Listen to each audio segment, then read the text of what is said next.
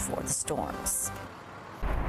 Dare I make any more guesses about the forecast? Let's get right to meteorologist Vanessa Murdoch, and she is here because it's sort of this two-part thing, right? Oh, it's definitely two completely separate storms that we need to be mindful of.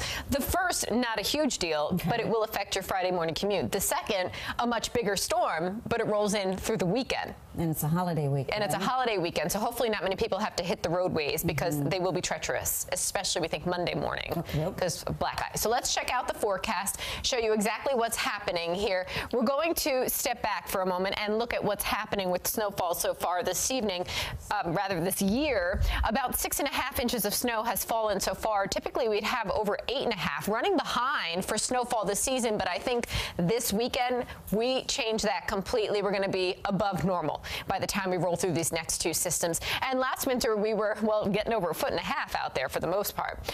As for today, we're sitting pretty. Clouds will thicken, and then we're going to be dealing with snow turning to a little bit of rain overnight into that Friday morning commute. That's why I say tomorrow morning is going to be sloppy. We need to be mindful of this. Then on Saturday, we'll see the second system rolling in. So tomorrow's a messy start, a dry finish. Most of your daylight hours on Saturday are looking pretty, but Saturday night through Sunday, it's turning wintry and nasty out there. Sunday, I think, is going to be a raw, windy, and very soggy day in the form of snow for some, rain for many.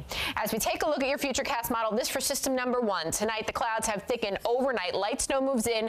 Here we are Friday morning, 4 a.m. Some are beginning their commute. I know that's early, but nonetheless, this is getting a jump start on those roadways, making them a little bit slippery. And as we go through the morning, a little bit of light snow continues. So minor accumulations with tomorrow morning's system, and then much bigger numbers as we make our way Saturday night into Sunday. So here's the precursor Saturday evening.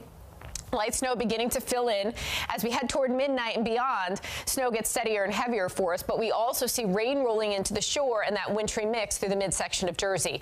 So here we are, the brunt of the storm starting to hit in the wee hours of the morning Sunday. Watch what happens as we go through Sunday morning. The rain snow line begins to lift north. It gets much messier through the city, points east and west.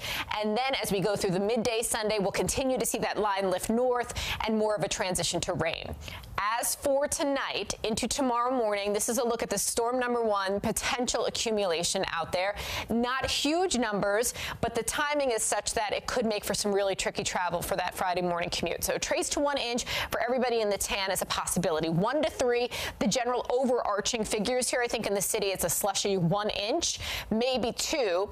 And then we see this 3+ possibility well northwest of the city. Yes, some schools might issue 2-hour delays tomorrow morning just because of the timing in which we'll see the snow start to really stick tomorrow morning.